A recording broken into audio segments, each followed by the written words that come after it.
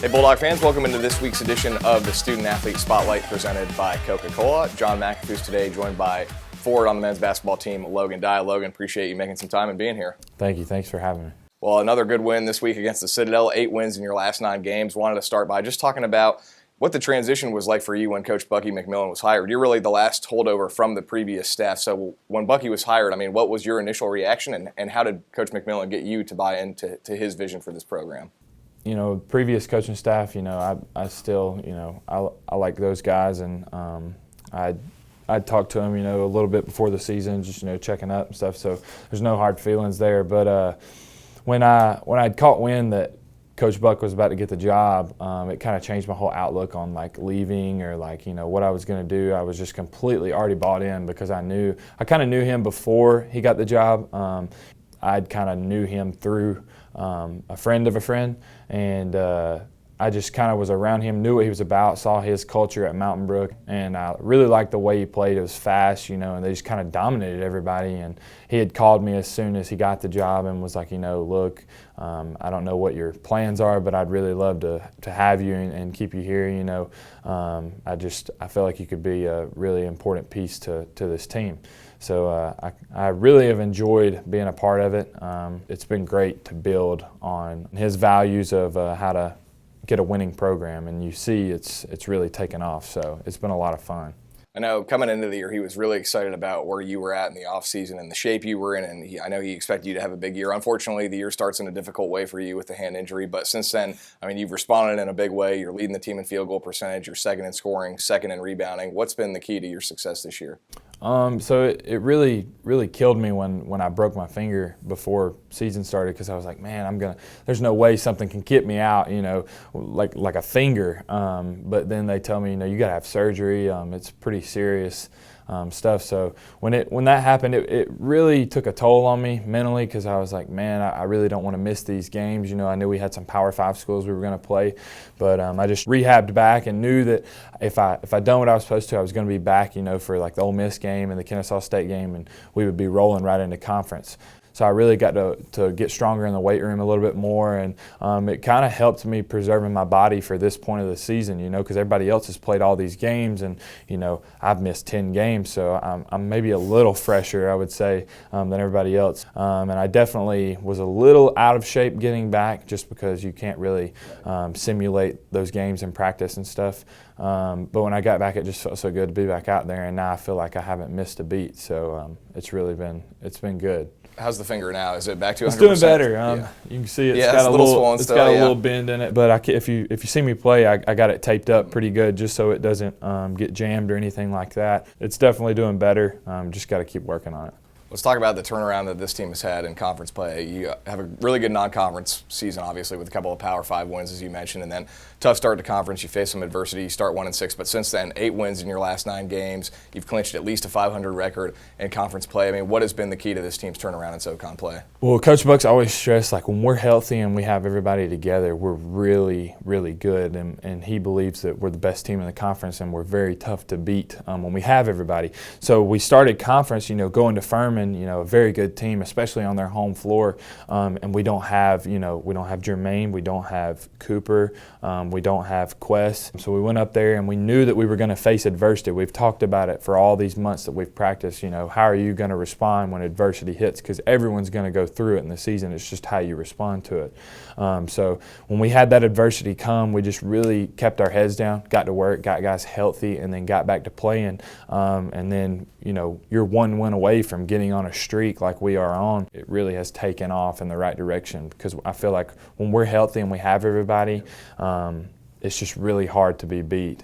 We just really play in unison now, so it's been good. Fan support has really picked up in a big way, too. It's getting a little better every game. The Pete hasn't been rocking like this, and I don't even know how long, if ever. How much of an effect is that having for you guys? Yeah, I've only seen one picture, and it was back when Steph Curry played, at Davidson, and they came here, and it was little more people than what we have now. But I've been here for 4 years and I've never seen a crowd like this, or fans and students that really are bought in to the program, because it doesn't just feel like when we're out there that it's just us against them. It feels like we got the whole university, all the students behind us, playing against whoever we're playing.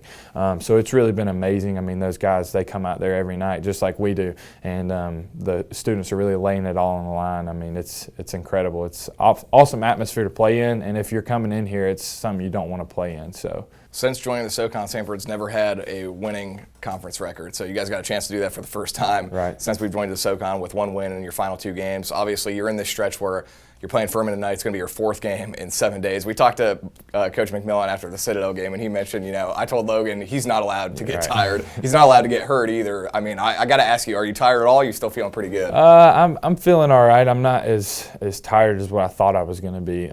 We'll see after tonight's game and see how it plays out. But he's stressed us. He makes us get in the ice bath after the game just because he really wants everyone to be at their potential best going into these games. But yeah, it's definitely taking a toll right now just because we've played so many back-to-back-to-back, but we've done a really good job of locking in to scout and locking into who we have next, and we're ready for Furman. So looking forward to it. All right, Logan, we're going to end with some rapid-fire questions, some about you, some about your teammates.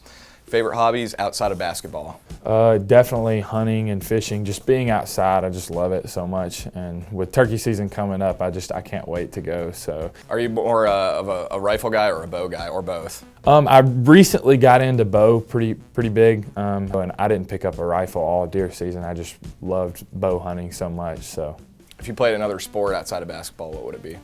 Baseball for sure. I'm pretty good friends with some of the baseball guys here, and I miss it a lot, but I just felt like it was more of a natural sport to me. I didn't have to practice at it as much. My dad kind of drilled it into me at a young age, but I definitely play baseball if I could. What's on your pregame playlist? It's definitely country. I listen everywhere we go. It's more 80s and 90s country. My number 1 and number 2 artist is Keith Whitley's number 1, and I think Sammy Kershaw's number 2. So those are my. You got to be the only guy on the team listening to 80s and 90s country. I think so, but I mean, I listen to it year round. It's not just like a summer thing, or I love it. It gets me in the right headspace. I don't really have to get pumped up. I just love listening to music. Dream job after basketball? I mean, obviously playing professional has always been a dream of mine, so that would really be ideal. I mean, who doesn't want to do something they love and play a game that they love and make money while doing it? I could see myself doing some kind of construction management one day, or traveling around and kind of talking to different people about different jobs and stuff like that. So I definitely kind of like the construction world. All right, we're going to move on to your teammates. Best overall athlete? I can't just give it to one guy. We got a lot of really good athletes, but I would say Daniel's like sneaky athletic, Daniel Lobach. I mean, it's just, y'all haven't seen a lot of it, but Quest is definitely up there. Just, I don't know if you see it, looks like he gets 40 inches off the ground when he shoots a jump shot. So it's definitely between those 2 guys. Funniest teammate? I'd probably say Brian Smith and Angel are pretty funny. They just get going, and it's just fun to be around them. How about most dramatic? Most dramatic, I gotta throw it out there, but Jermaine's definitely most dramatic.